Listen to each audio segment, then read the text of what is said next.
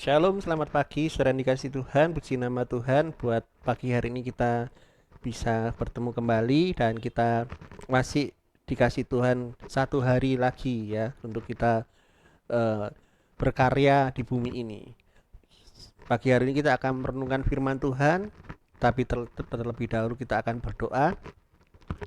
Bapa, hamba mengucap syukur Tuhan buat hari ini, buat kasih setiamu yang tidak pernah berhenti buat setiap umatmu Bapa. Dan pagi hari ini Bapa, kami akan mengawali hidup kami, mengawali hari ini, biarlah firman-Mu yang akan menuntun kami. Terima kasih Tuhan, di dalam nama Yesus kami berdoa. Haleluya, amin. Puji nama Tuhan, pagi hari ini kita akan sama-sama mendengarkan renungan firman Tuhan. Kita akan sama-sama lihat, dengar di dalam Markus 16 ayat 17 sampai 18, Saudara. Ini disampaikan Tuhan ketika Yesus menampakkan diri ya kepada murid-muridnya setelah dia bangkit ya. Jadi ketika Tuhan Yesus bangkit, dia beberapa kali menampakkan diri kepada murid-muridnya. Kenapa Saudara? Karena sebagai manusia terkadang saudara dan saya itu susah untuk bisa percaya, Saudara. Maka supaya untuk meneguhkan apalagi berita kebangkitan Yesus itu adalah kemenangan buat setiap orang, maka Tuhan Yesus sangat serius menyatakan dirinya sehingga dia berulang kali menunjukkan dirinya bahwa dia sudah hidup. Supaya kita tahu bahwa ini bukan hanya cerita, Saudara.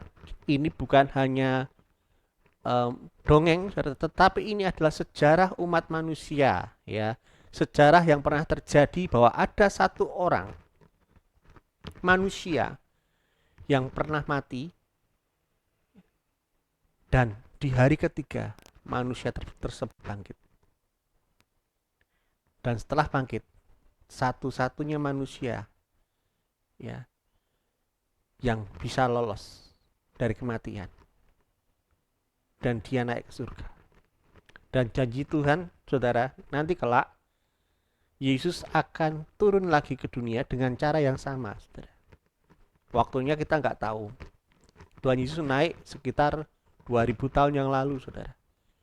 Dan sampai hari ini sudah ribuan tahun, Tuhan Yesus belum menyatakan dirinya untuk turun, Saudara. Dan kita nggak tahu, nggak ada yang tahu kapan Yesus turun.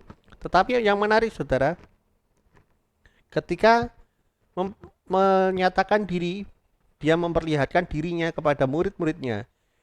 Dia ngomong, Saudara, di pasal ayat 17 dan 18, tanda-tanda ini akan menyertai orang-orang yang percaya. Mereka akan mengusir setan-setan demi namaku. Mereka akan berbicara dalam bahasa-bahasa yang baru bagi mereka. Mereka akan memegang ular, dan sekalipun mereka minum racun maut, mereka tidak akan mendapatkan celaka.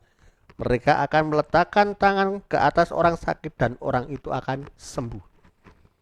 Saudara yang dikasih Tuhan, firman Tuhan dikatakan, Yesus sendiri yang ngomong, tanda-tanda ini, saudara, tanda kuasa ilahi itu akan menyertai orang percaya. Saya ulang, tanda itu akan menyertai orang percaya. Berarti saudara, kalau kita tidak percaya, kita tidak akan mengalami penyertaan tanda itu. Yesus katakan apa? Engkau akan mengusir setan, engkau akan berbicara dengan bahasa yang baru. Waktu itu, bahasa Roh Kudus belum dicurahkan. Waktu itu belum ada manifestasi Roh Kudus lewat bahasa roh, belum ada. Tetapi nubuat aja sudah ada. Kamu akan berbicara dengan bahasa yang baru bagi mereka. Kau akan megang ular, dan sekalipun kamu minum racun ular, engkau tidak akan binasa.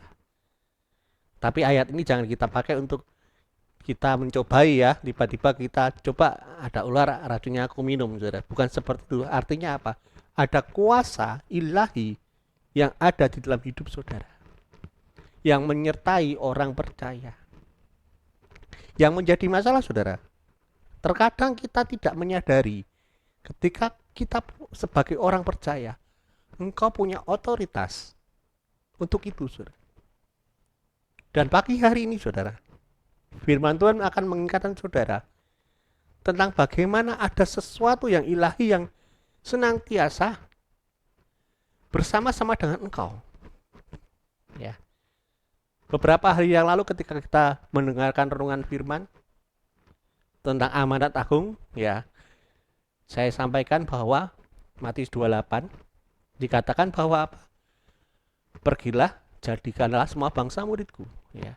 Dan di akhir kalimatnya dikatakan apa, saudara? Bahwa aku akan menyertai engkau sampai akhir zaman.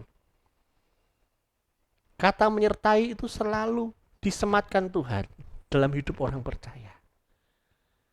Dan kembali lagi, diperjelas lagi, pribadi yang menyertai kita adalah Roh Kudus. Roh Kudus itulah yang akan membuat kita mampu. Saudara. Dan ini butuh yang namanya satu kata, percaya. Kalau saudara tidak percaya, tidak bisa. Percaya itu adalah sesuatu yang utuh, saudara. Lawan dari percaya apa, saudara? Ragu-ragu.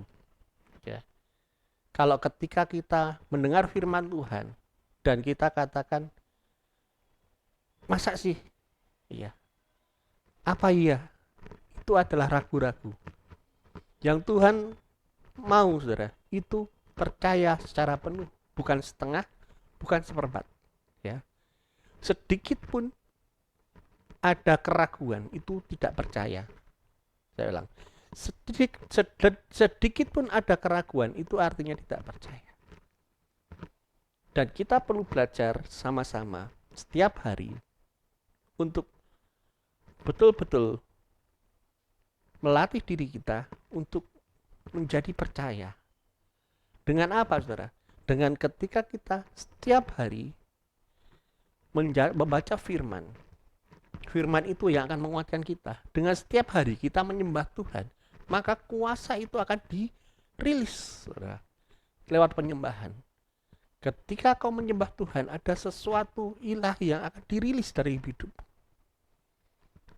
Kemarin kita belajar tentang roh itu penurut dan daging lemah, saudara. Kembali saya ulang, sebenarnya roh yang ada dalam hidup kita itu mau, saudara. Tetapi yang membuat kita menolak itu daging kita. Maka di kitab Galatia, Paulus menulis ada keinginan roh dan keinginan daging yang saling bertolak belakang. Ya. Apa yang harus menjadi pedoman dalam hidup kita? Perkataan Yesus, makananku adalah melakukan apa yang dikehendaki Bapa yang mengutus aku. Itulah kebenarannya, saudara.